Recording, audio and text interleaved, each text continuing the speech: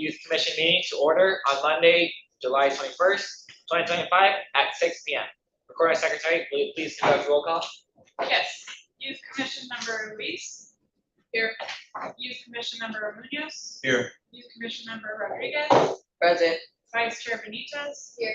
And Chair Malpafan. Here. Record show we have 5 members present. Chair Malpafan, you have a quorum.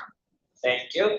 Next on the agenda, we have the Pledge of Allegiance. If able, will you please join me in the Pledge of Allegiance? Put your right hand over your heart. Ready? Begin.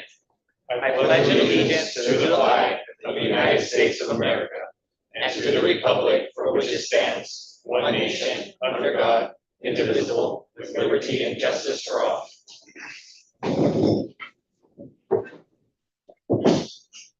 Now we have the public comment section. This is the time for the commission to receive comments from the public.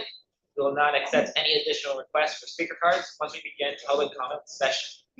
If you have not already, please submit your requests to the recording secretary. Speakers will have 3 minutes to speak. For speakers on Zoom, you must dial 9 from your phone or click the button labeled raise your hand now to be in the speaker queue once public comments commence. Recording secretary, do we have any public speakers in person? At this time, there are none. Do we have any public speakers on Zoom? At this time, there are none. Thank you. Next is the consent calendar, items 1 and 2. Commission members, are there any items you wish to pull from the consent calendar? Is there a motion to approve the consent calendar? I motion to approve consent calendar. I second that. Madam Secretary, will you please conduct a roll call vote? Yes. Motion by Vice Chair Benitez, seconded by Chair Malpafan to approve items 1 and 2 of the consent calendar. Youth Commission Member Luis. Yes. Youth Commission Member Munoz. Yes. Commission Member Rodriguez. Yes. Vice Chair Benitez. And Chair Malpafan. Yes. Vote is 5 ayes, 0 nays. That motion carries. Thank you. Now we will move on to the business calendar items section of the agenda, where we will nominate, vote, and elect the chair and vice chair officer positions for the Youth Commission. We will start with the position of chair. Are there any nominations for chair of the Youth Commission for the year 2025 to 2026? I would like to nominate myself. Are there any other nominations? I would like to nominate myself for chair.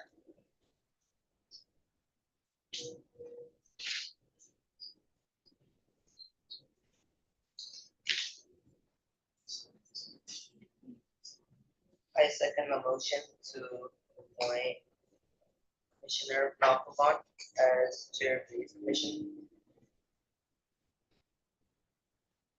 Madam Secretary, will you please conduct a roll call vote?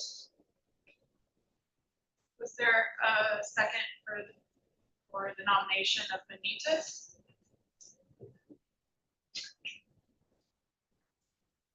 Yes, so motion by Chair Malpafan, seconded by Youth Commissioner Rodriguez to appoint Wyatt Malpafan as Chair of Youth Commission for year 2025 to 2026. Youth Commission Member Luis. I nominate Mercy as chair.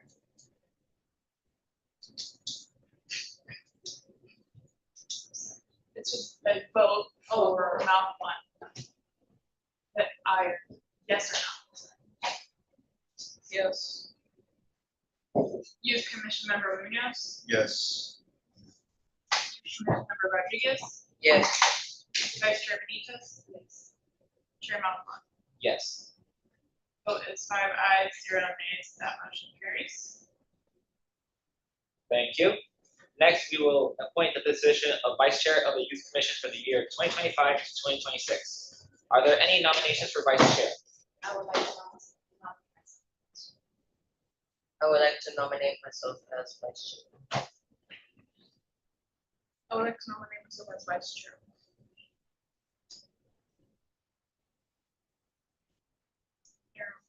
I'll second the motion to appoint Benitez as vice chair. Seconds. Second motion to appoint Jesse. Okay, so then we will take a vote for the two nominations.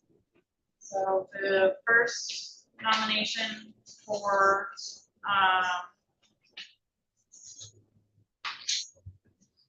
vice chair is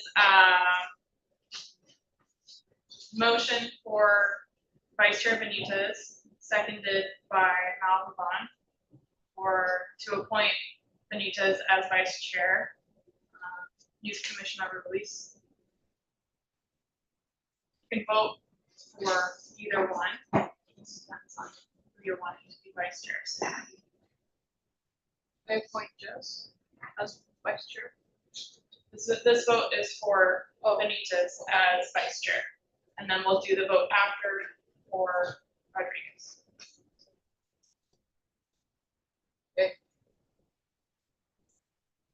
Yes. And Youth Commissioner Munoz, Yes. Youth Commissioner Rodriguez, Yes. Vice Chair Benitez, Chair Malcolm. Yes.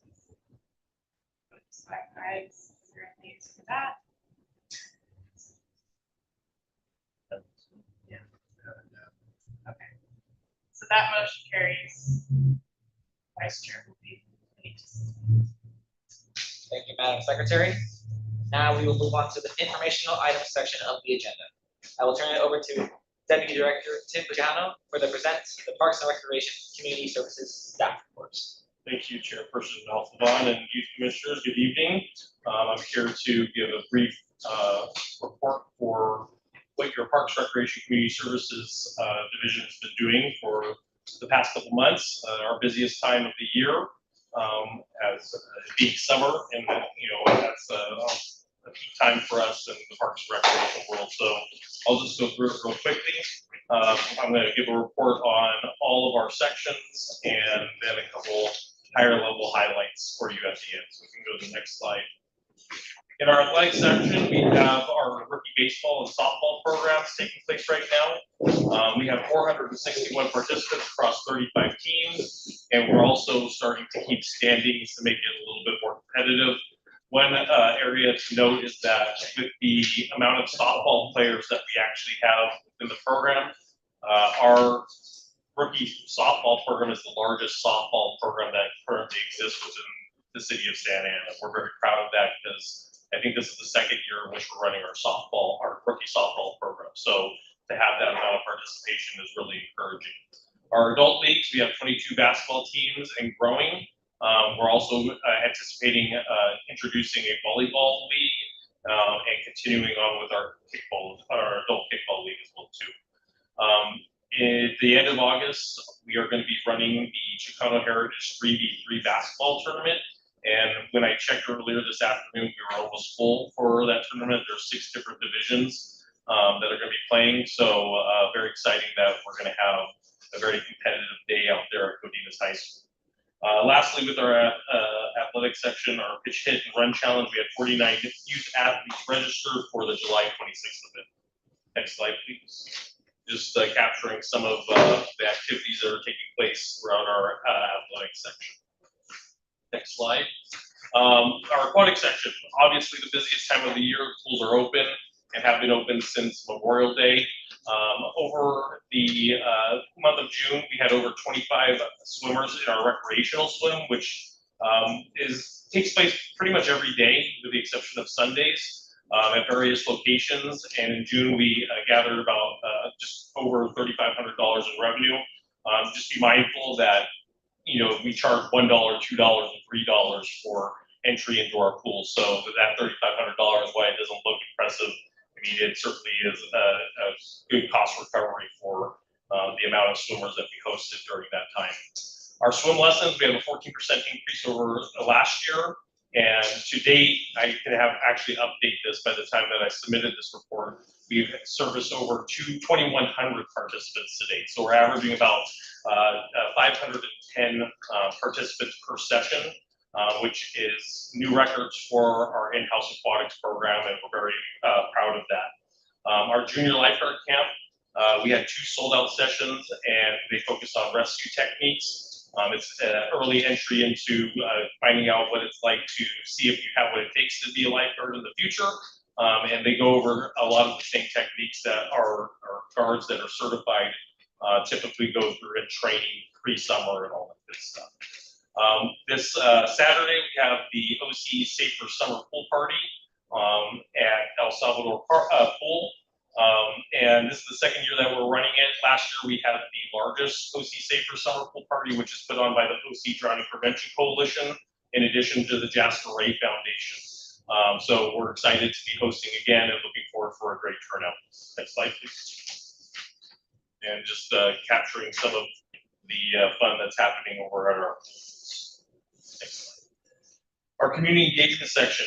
Our Cultura Guide fall edition releases early September. It will probably be just prior to our Fiestas Patrias event and parade. We'll cover September 2025 through January 2026. Our social media growth is at a plus 7% in Instagram followers, and we've had 102 posts since June 1st, just making sure that we're keeping in contact with the community and letting them know what is taking place during the summertime so that they can participate and engage with us. Our top posts, we recently went through a park naming crowdsourcing campaign, and we had 17,000 views, just over 17,000 views.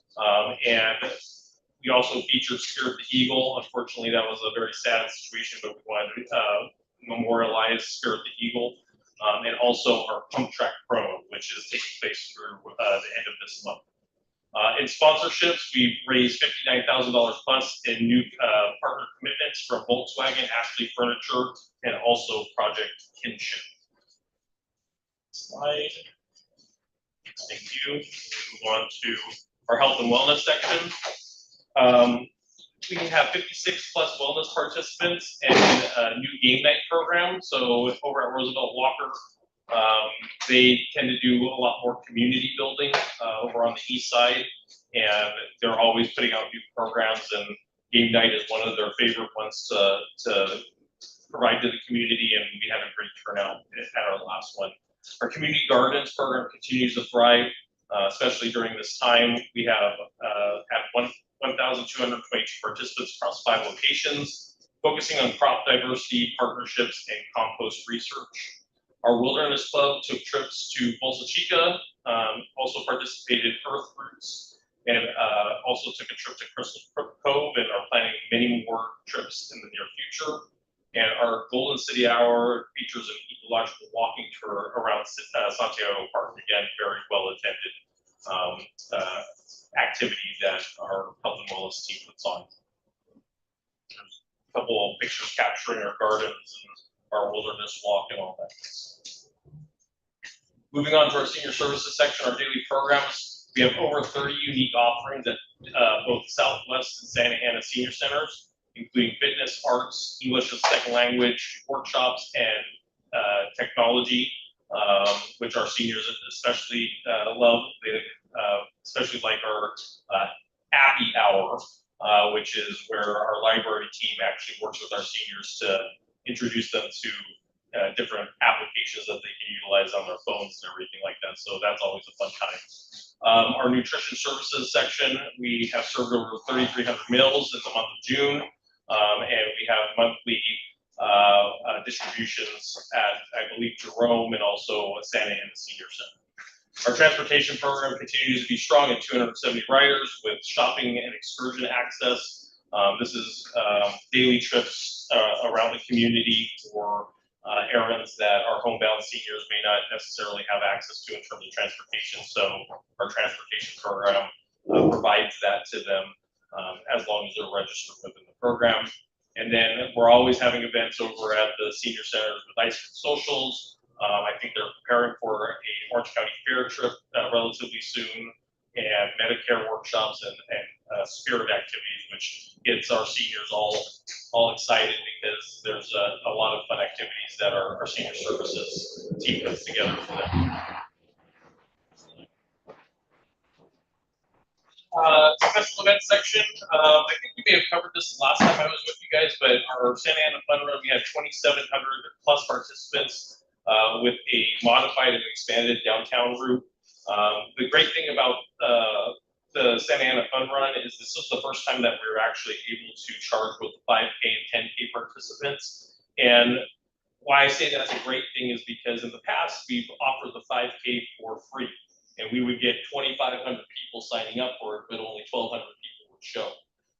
In this model, and us shifting to a paid program, we had 97% participation in both the 5K and the 10K. So it kind of goes to the theory that if you put a little skin in the game, $5, then you're going to wake up and say, hey, I already put $5 in. I'm going to go and participate and run my 5K or run the 10K and everything like that. So we were very happy with the results with regards to the Santa Ana Fun Run. Movies in the Park continues to be strong. I think a lot of you were over at the Memorial Park Movies in the Park. I think that was our largest crowd to date, about 500 to 600, which is always great to see all the families and community come out. The last movie in the park is this Friday over at the Zoo. And that one is always a very popular one, and we're looking forward to being here at the zoo and having the entire community come out as well. Our 4th of July celebration went off without a hitch. Featured live band, firework, blow party, and we estimate that we had about 5,000 people in attendance for that evening. Lastly, with special events, our upcoming Chicano Heritage Festival is August 24th. And then we're already underway in terms of planning for our Fiesta Patrias event and parade, which is scheduled for this year, September 13th, Saturday, and Sunday, September 14th. Images for you. And then in our youth and teen services section, our summer camps, we're hosting about 100 to 130 youth per week in our Summer Splash Day Camp. The last time I checked the numbers, we were at 90% filled capacity, being that out of the 1,500 potential participants that we had, we were at 90% filled. So that's exactly where you want to be, especially when you're working with school-age children. You want to make sure that in week over week, especially because we opened up registration week over week, we're really only having to find 10% new participants week over week, which is really easy to do. It's about 15 kids that you're looking for that is a new registration every single week. So that's very easy to do because occasionally, people that are with us for the whole summer, they'll take vacations or they'll take trips to visit relatives and everything. So it's easy for us to make sure that we have a full camp going into the following week. Our team drop-in and excursion is successful. We have weekly enrichment and planned trips to the Orange County Soccer Club, Knots and More, that's taking place out of Garfield Community Center. And we're averaging about 20 to 23 kids every week. That is in your guys' specific age group. So we're very happy that made a return this summer. Our contract classes, we have folklorico, guitar, gymnastics, cheernastics at El Salvador. And those are all very successful offerings that our community is able to take advantage of. And then our volunteer program over at Garfield Community Center encourages civic engagement, and it's a pipeline for future city employment. Kind of just introduces them to what we do at a ground level for all of our different sections that I just reported on here. Next. Overall, our impact and community reach, over 12,000 plus direct participants engaged across athletics, aquatics, seniors, youth, and wellness programs. 1,100 plus field permits were distributed over the month of June, 32 picnic reservations, and a dozen of special event activations, and hundreds of classes, daily activities, and seasonal events across 12 plus facilities were conducted over the month of June. Overall summary of our last few months, we had a high participation across all programs. Like I mentioned before, over 12,000 residents engaged in recreation programs citywide, including sports, aquatics, camps, classes, and senior services. We expanded outreach and support, community engagement secured $59,000 plus in sponsorships, increased social media followers by 7%, and enhanced communication through the tour guide and contract classes. And finally, our strong community connections, large-scale events like Fun Run, Movies in the Park, Foster Unity, wellness programs, gardens, and senior meals, deepen local impact. And with that, I will be happy to answer any questions that you may have. Thank you.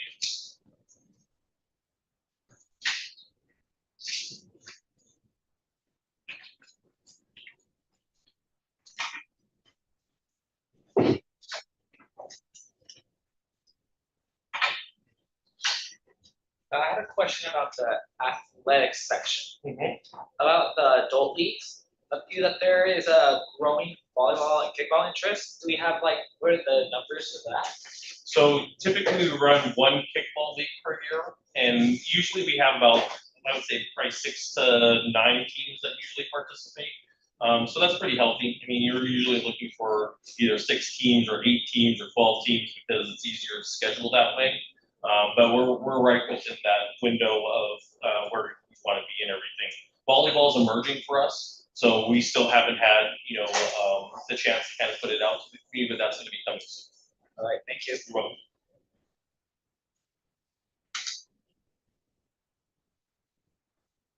I had a question. So you know how you set up all the ones? So as I mentioned before, I watch my own ones to be Mhm. And so is there any way that like that's together because we got a good amount of kids who enjoy the weekend. So Sure. I mean, the reference that I made to earlier was about adult leagues. But again, if you had a good turnout with regards to a youth volleyball league, again, youth volleyball, depending on the community that you come from, could either be really, really popular or emerging. So if we have an emerging volleyball opportunity with our youth program, it's always something that we would like to offer. I'm a big fan of offering, although volleyball would be considered a traditional sport, but sports that usually aren't accessible for the Santa Ana residents and everything. So a lot of what we're going to be doing, not only with volleyball in the future, potentially, but with aquatics is introduction to splash ball, which is an introduction to water polo, artistic swimming, which in my age it was called synchronized swimming. Thank you. So swim team, those are the type of things that we want to start introducing to the community because, again, if you only ever grew up with baseball, football, soccer, basketball, you may not know how cool it is to have access to volleyball and all the different aqua opportunities that I have. So anytime that you guys have suggestions, if you guys want us to do research on it, let me know and we can run the numbers and kind of see if we can start with a camp like you did, see what interest is there, and then ultimately, if we get enough interest, then it could get into where we're running like rookie softball leagues and rookie or baseball leagues where it's a fully built out 8-week, 10-week program where we're meeting every 2 days, to develop skill and all that. Yeah, of course.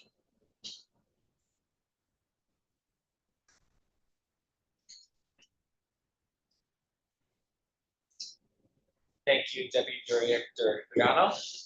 Next, I will invite the Park Services Superintendent, George Avavesero, to an Associate Park and Landscape Planner, Suji Janik, to present the Public Works Agency's Park Services staff reports. So good evening, Commissioner, Chair.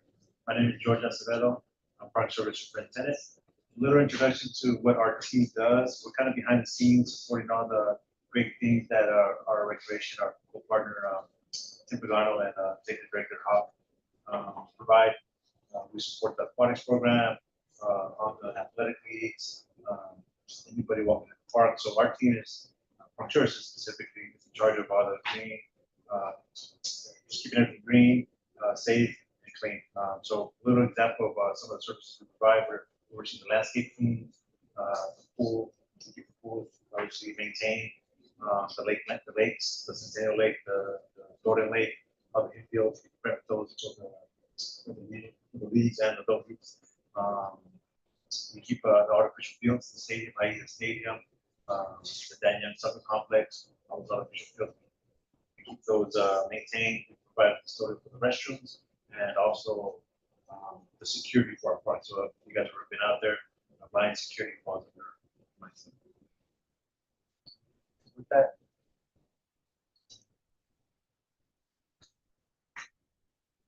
So I would like to start my presentation with this slide. This year's theme is Build Together, Play Together. Something we've been collaborating with our Public Works CIP team and also our recreation team in terms of providing a lot of resources into our parks and just building new amenities, acquiring new land, etc. And then our job is to maintain and keep it up there. And some of the pictures I like to show you, just as simple as it might seem, they go a long way. Here, our team was able to provide some dugout shades throughout our prominent baseball leagues. So it's Riverview, it's the Caprillo, it's the Adams, it's El Salvador. So we were able, one of the asks that the leagues had was it gets too hot when they're playing baseball, when they're sitting in the dugout. So we were able to go around and provide some chain link fence over the dugouts, and then the top of that. Here's a picture of our staff. I'm not sure if you guys had the opportunity to visit our Santiago Park, our let's say newly added phase. The previous signs during the original construction made out of bronze, and they were vandalized or stolen, obviously to be recycled. So one of the things that our staff did was able to recreate the signs. We made them out of wood and actually in-house. So something here we were able to recreate them, reinstall them, and crossing our fingers that nobody misconstrued them for anything valuable. But we're essentially just a shout out to my staff here to recreate those signs. So you're able to go back out there, you can see some wooden signs actually have an epoxy coating, so they don't really look like wood. They're actually pretty glossy and then kind of blow your mind. Another kind of behind the scenes, Memorial Day. I know the community had a nice successful event for Memorial Day at Memorial Park. So here's a picture of our guys kind of sprucing up the bronze flag, getting that site ready for the actual event. And Morrison Park. I know you guys are familiar with pickleball. Is getting a lot of traction, a lot of attention, a lot of excitement behind it. And one of our new amenities to the city of Santa Ana, probably the first of its kind. It's we converted one tennis court into 4 permanent pickleball courts. So this is a picture on the left. So you can visit Morrison Park. You'll have one pickleball specific court, and then the other ones will be specifically for tennis. And then we were also working together with the recreation team to recreate the pickleball and tennis court rules, which are also posted. Another picture of kind of behind the scenes. Here's the team. We rewrote a piece of I think here's that Thornton, a wrought iron fence. So our team is comprised of some plumbers, welders, electricians, carpenters, and the ones that know how to do everything. So that's kind of I was kind of highlighting a little bit of what we do in house. And I know big ask from the community. In the years previous to this, previous to us and Hawk and myself, budget was an issue. So they were installing metal slides first just to prevent, because of the vandalism, but it was creating a lot of kids, getting burnt because of the heat. So we've been, slowly getting at it, replacing the metal slides with, your traditional plastic slides. So this is a picture of Riverview, and we just completed Windsor as of yesterday. So I'll be able to bring those pictures up probably next time. So, we're working on replacing all our metal slides on our playgrounds with our traditional standard of plastic. And here's just another picture of our guys, our in-house irrigation guys facing some backflows.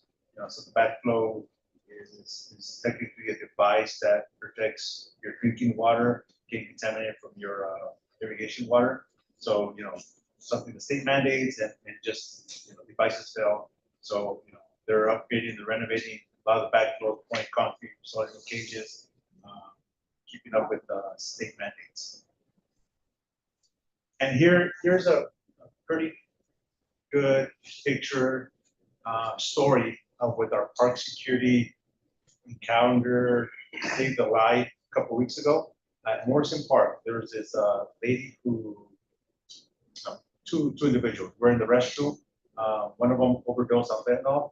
Her partner came running out of the restroom, happened to hit our security guard Lyons. Our Lyons was been trained, responded to the call, administered 4 doses of Narcan, and saved this lady's life. So, although we don't promote drug use, know that our officers and our guards are trained in administering Narcan and have life-saving training. So, kudos to Lions and their quick response and to the training. I got another picture where the young lady kind of popped up and then was able to embrace and hug the officer and thank him for saving her life. So with that concludes my section, and I think we'll finish the questions after soon. Good evening, Commissioners. I'm Susie Perjanik. I'm the Parks and Landscape Design Manager. My section oversees planning, architecture, and engineering of larger capital projects. Capital projects are usually take longer and they're large scale and they involve new installations or renovations. So I've extracted 10 projects from the report to kind of highlight tonight. They're in various stages: concept planning, design, bidding, construction. We'll just go through them one by one, and I'll tell you a little bit about them. Okay, so this is the Walnut Street Urban Grading Project. It's in somewhat early, well, I guess it's not early stages because this project actually came from a plan that was approved by council back in 2016. It's called the South Main Vision Plan, and that was an interagency effort to look at Main Street from First to Warner Avenue to see what can be done to make it more walkable and inviting, invite businesses to come in, invite people to, hang out and enjoy it and shop and make it more accessible. So as part of that process, there was a lot of community outreach. The nearby community was asking for open space. There isn't a lot of open space in that area. So one of the concepts they came up with in the plan was to do a partial street closure and create a small pocket park. So that's what this is. Because we had done all that outreach, because it was a part of a plan that was approved by City Council, we were able to successfully go after state grant funding. So this is a fully grant funded project, $2.1 million.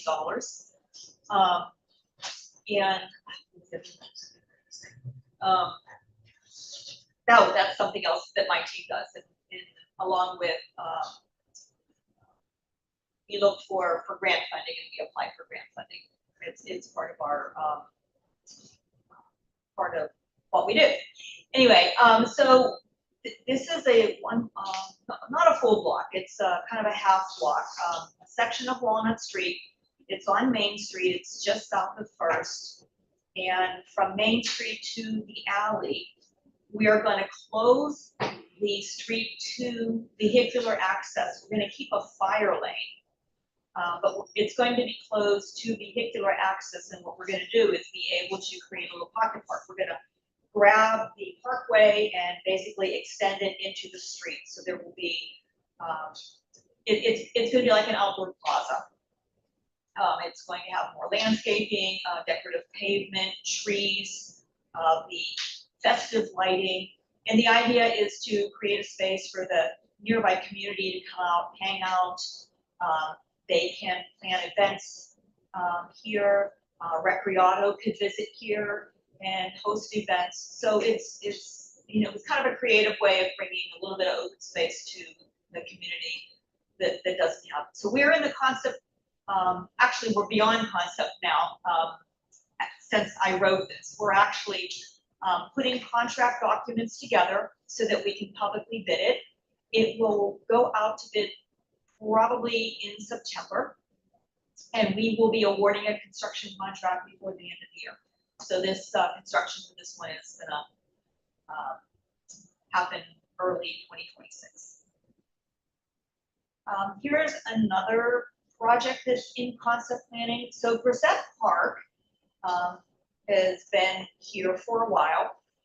It's a 6.5 acre parcel of city-owned property that for many, many years was through a joint use agreement that we have with the school district. It was managed and maintained by the school, primarily for school use.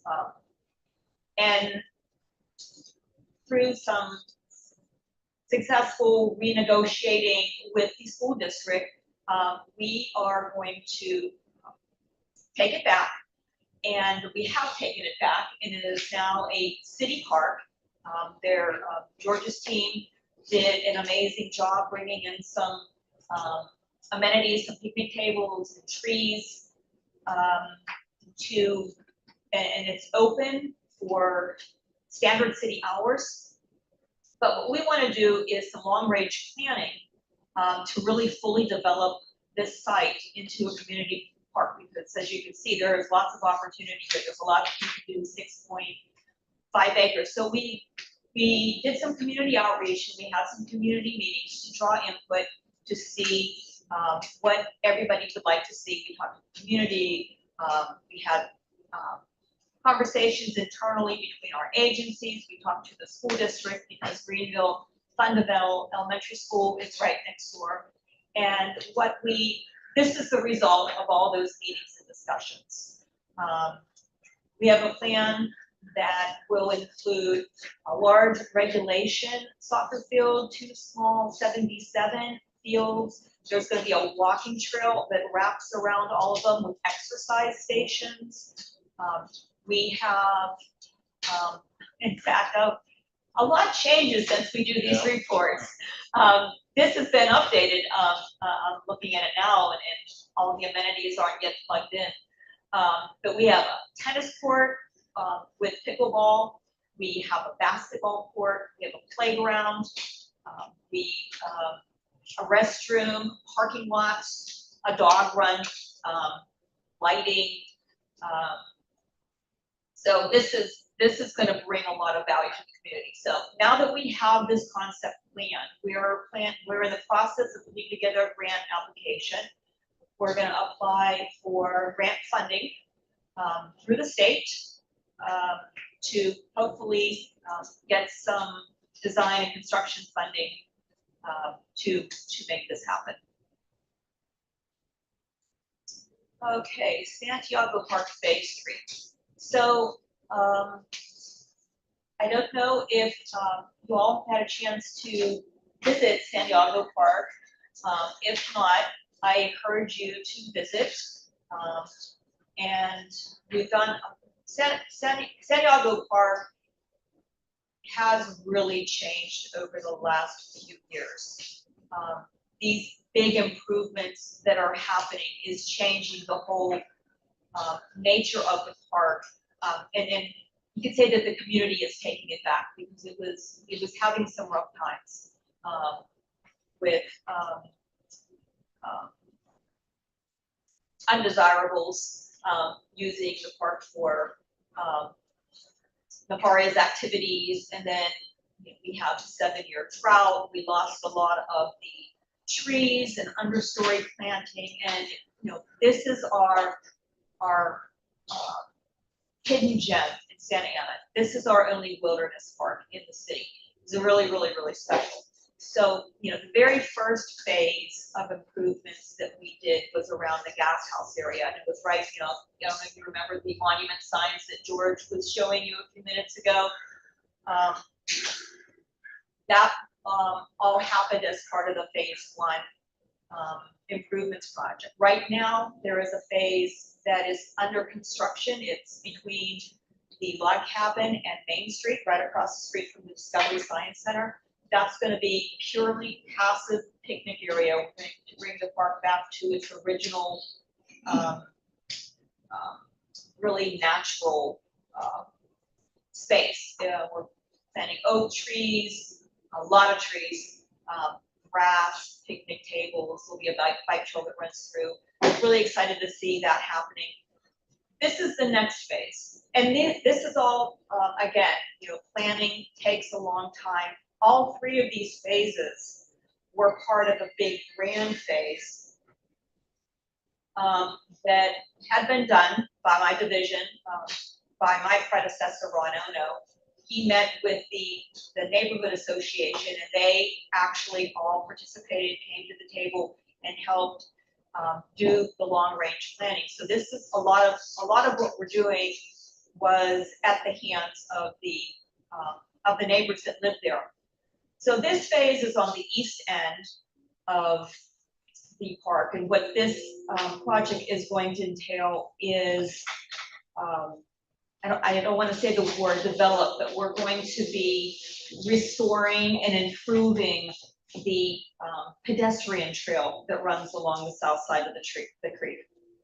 So we're going to delineate the trail, improve the surface so that it's more walkable. We're going to again be, restoring, bringing back in, lost trees, a lot of native riparian trees and understory planting. We're going to have an automated irrigation system, lighting, and the project does call also for a pedestrian bridge to be installed that'll connect both sides of the creek to each other. So this is what we call on the boards. It's in design.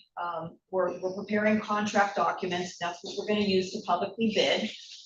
We don't have construction funding yet, but we will be applying for state grant for the construction funding. We have a meeting with the neighborhood association this Wednesday to re-review the plan because it's been many, many years since this was first drawn up. We want to make sure that everybody is still on board with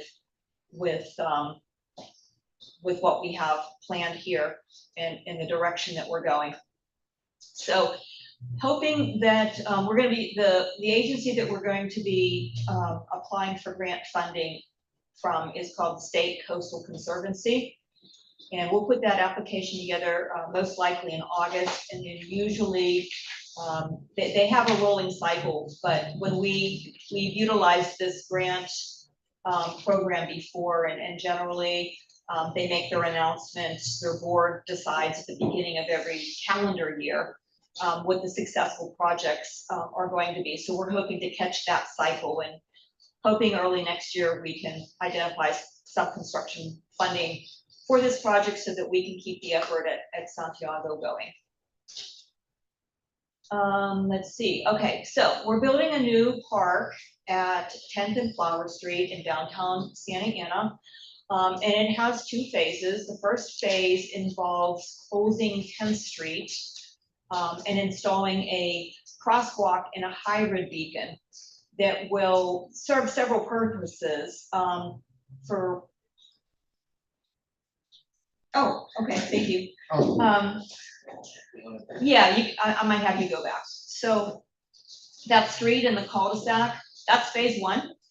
And then there will be a crosswalk with a hybrid beacon, which is one of the mechanisms that you push the button and it flashes and it traffic stops so that you can safely cross. This will enable the neighborhood across the street to come over to the park safely.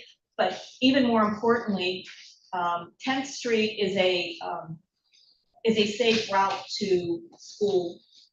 This will enable it to be a safe route to school route, which means a lot of the kids that live in the Willard neighborhood travel down 10th Street, and they can safely cross over Flower Street and go to Heroes Elementary, which is over in the following neighborhood. So phase one is the closure and the crosswalk, and then in addition to the street closure, we're actually getting more acreage for the park. The second phase will be the construction of the park itself. These are the amenities, and we went through a community outreach process to get community input to know what amenities the community wanted us to include. So we'll have a full basketball court, playground, fitness area, picnic. There'll be an outdoor gathering area where the community can hold meetings. Lighting, climate appropriate landscaping, automated irrigation. So very exciting project. We got grant funding for this. We're wrapping up plans right now, and the hope is to publicly advertise this project in September. We're hoping that we can break ground next January. Cypress Fire Station, original fire station from 1928 here in Santa Ana on Cypress at Bishop, or just north of Bishop. The project calls to renovate and restore the building to house a PAL program. This project is currently bidding. Construction funding has been identified, and we more than likely will award a construction contract and break ground before the end of the year. Centennial Dog Park. Out at Centennial Park in the southwest corner, there is a 3.5 acre area that is undeveloped. So we're turning it into, it's more than a dog park, it's a recreational, it's gonna bring a lot of additional recreational opportunities to Centennial Park, along with a dog park that will include 4 yards. There'll be walking paths, there'll be a connection to the Santa Ana River. There will be a venue area for programming and events. So really exciting project under construction right now, and looking for completion by next summer. Memorial Park Aquatic Center. Interestingly, this project has been many years in the making. The community has been asking for it for a really long time.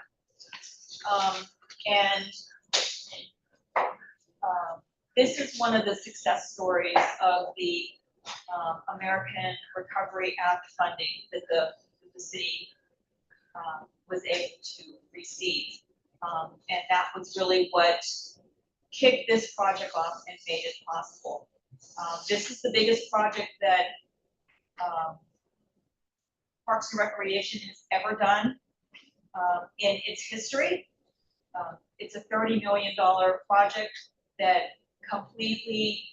is going to completely rebuild the aquatic center. So these are just a couple of pictures from the construction site. I'll probably be we'll be revisiting this every time I come back to give you play-by-play. We're looking for completion probably mid-summer of next year, but it will be, a full aquatic center and 2 pools, a community pool or a recreational, a competitive pool and a recreational pool, and it will be an all-electric building. I could probably do a whole presentation just on this project, but anyway. Okay, Santiago Park Phase 2. I was speaking of this project earlier. This is the one that's currently under construction. Here are some pictures of where it's at. It's very far along. It should be completed next month. that it's continuing the transformation. Slide, and my last slide is about the new communication marquees that are going in at 6 of our park sites. Centennial, Delphi, and Thornton Park are all complete. And then we will have 3 more coming in. It will be completed probably the next time I report out to you. So with all that, I'm sorry, I did a lot of talking. If you have any questions for George or I.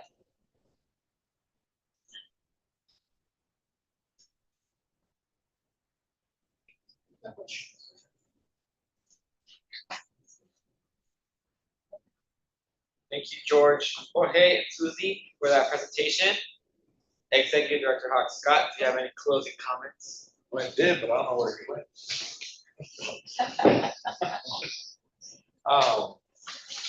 I guess first and foremost, want to welcome our 2 new youth council members, Mr. Rodriguez. It's great to have you guys here, and look forward to having you guys be a part of our team here, and be a lot of fun things we do together, and I'm excited to have that. Just like some of the teams said here, we've got some fun events coming up this weekend. We'll have our last Movies in the Park, and like I said, they've done well all year. You know, we've had people show up, we've had them laughing, having fun, watching them. So we watched in Madagascar this Friday here at the zoo. So if you guys get a chance to come, y'all are more than welcome to come. You guys are always invited to all our events. And then, like I said, we have our OC's biggest party of the year. So that'll be a lot of fun over at El Salvador pool, and have you guys show up. Again, you're an extension of us, you're an extension of our city council, and you're a voice for the people. So we do love that. And then again, we got Fiestas Patrias coming up. And we've got Chicano Heritage coming up. So like I said, we're in the middle of summer, but about halfway through our event, so it's great. But I did want to use my time here to invite executive, no, I'm the executive, sorry. I always promote these guys. I want to give the floor to our host. His working title is our zoo director, but his actual real title is our deputy director of Parks, Recreation, and Community Service. So I want to turn over to Ethan just to, if you guys are here at the zoo, and just give you a couple of updates of what's going on and stuff like that. And Ethan, you have the floor for a little bit. Sure, thank you. Well, it's great to have everyone back that has been here before. There's also some new commissioners. We did a tour. When did we do the tour? December, I think, January, somewhere in there. I think it was December. I think it was December. We did a tour of the zoo on a Saturday. That was fun. We got to see everything, some of the new animals. But yeah, lots of construction activities, different events coming up. Construction wise, the pathway through the zoo coming in and around is a little bit different right now with the pathway construction project that's happening, which will make some of the pathways that are a little bit challenging to navigate in the wintertime more accessible. The otter and the primate habitat, which was still quite under construction in December, is getting closer and closer to completion. We have water. We don't have water in the system right now, but we did, and we're going to have it back in the pond really soon. And you'll see the waterfall and the stream is really pretty. Working on getting all of the monkeys that are going to be living in the habitat here at the zoo. We have some spider monkeys right now, and we're acquiring another 5 spider monkeys next month that'll eventually go and live there in the fall. Working on acquiring the otters. And then there's 2 other primate habitats that are part of that project that are finishing construction right now that'll hopefully be done by the end of summer. So that's super exciting. Program wise, something that kind of ties back into what Susie was talking about with Santiago Park. We have a satellite facility at Santiago Park, the Eco Center, and it got all brand new exhibits in June. We're getting the animal habitat set up. There's going to be a turtle tank there that has a western pond turtle, which is an aquatic species, and there's also going to be a snake habitat. So look for a grand reopening of that facility sometime in the fall, but it is open right now, Friday through Monday, to pop in and see the different displays. There's different programs happening there. So that's happening. The butterfly, going back to the zoo, the butterfly exhibit is in full swing right now, so that's fun. There's some new primate habitats at the north end of the zoo, and then we're wrapping up the alligator exhibit downstairs. There's a pond there that you'll see when you go down the stairs to the elevator. So hopefully we can get the alligator before the end of the year, and yeah, so lots of fun, different things happening, different programs throughout the week for the visitors, and we have extended hours through the end of August on Saturdays and Sundays, and then also next Wednesday. And then What's happening? September.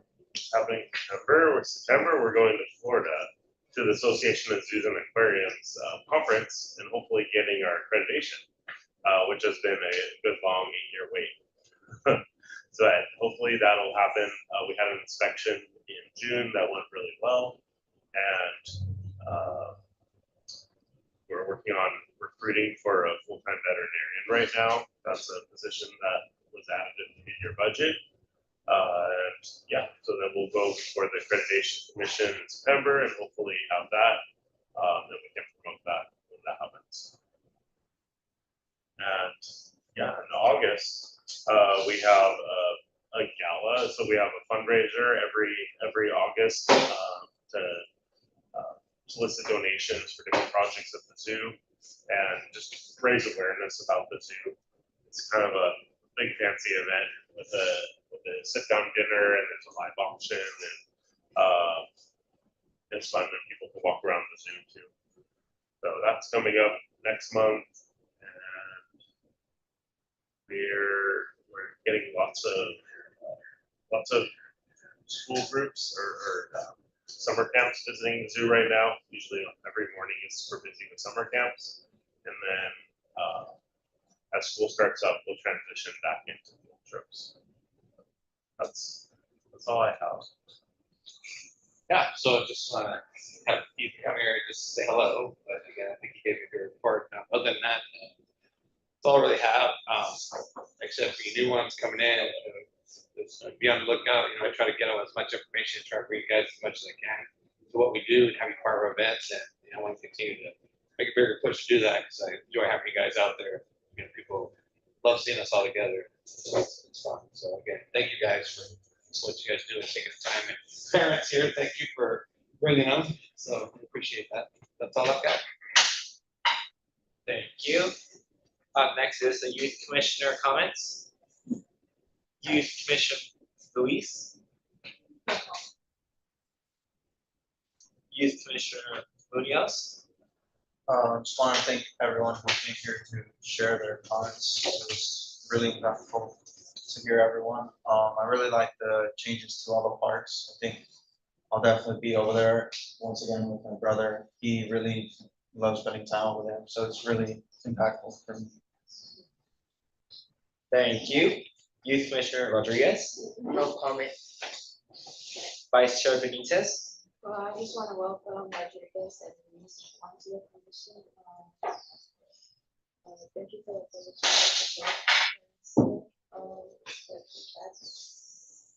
and I just want to thank Hawk and for the help with launching the project for the city of San Ana. Well, first of all, I'd like to once again welcome Commissioner Rodriguez and Luis to our youth commission. You'll really love it here. It's always a lot of fun. Wow, curveballs coming at you sometimes, but you're always gonna have a good time. And I would also like to thank the Parks and Rec team for all the hard work they do at our city events. It's always nice to see you guys out there in our Santa Ana parks, and seeing our Santa Ana families enjoying them. And with that, The next youth commission meeting is scheduled for Monday, August 18th at 6 p.m. at the City Hall Council Chambers. Before the commission, I hereby adjourn the meeting at 7 p.m. Oh, thank Kevin. 7 p.m.